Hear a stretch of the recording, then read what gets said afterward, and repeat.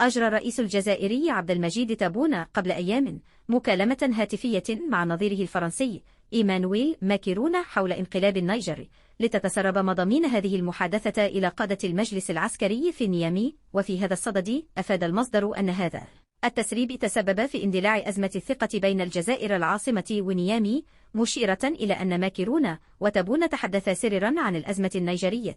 والمقاربة التي اقترحتها الجزائر لنزع فتيل هذه الأزمة وإدارة فترة انتقالية مع وجود المجلس العسكري في السلطة بنيامي. وخلال هذه المحادثة الهاتفية تضيف المجلة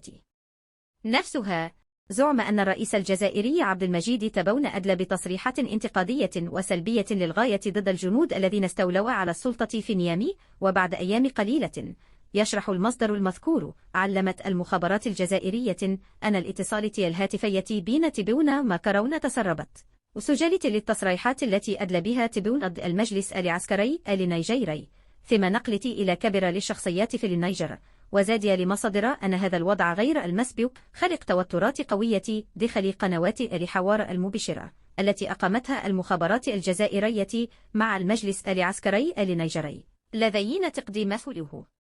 اليوم الجزائر لتبنيها موقف التعامل المزدوج والنفاق الكامل تجاه النيجر منذ ظهور الرئيس الجزائري. المصدر ذاته أفاد أن المخابرات الجزائرية تشتبه في وجود طعنة في الظهر من جانب المخابرات الفرنسية التي كانت ستحصل على تسجيل الاتصال الهاتفي بين تبون ماكرون لتسريب بعض مقتطفاته الأكثر خطورة إلى المجلس العسكري في نيامي. وأمام هذا الوضع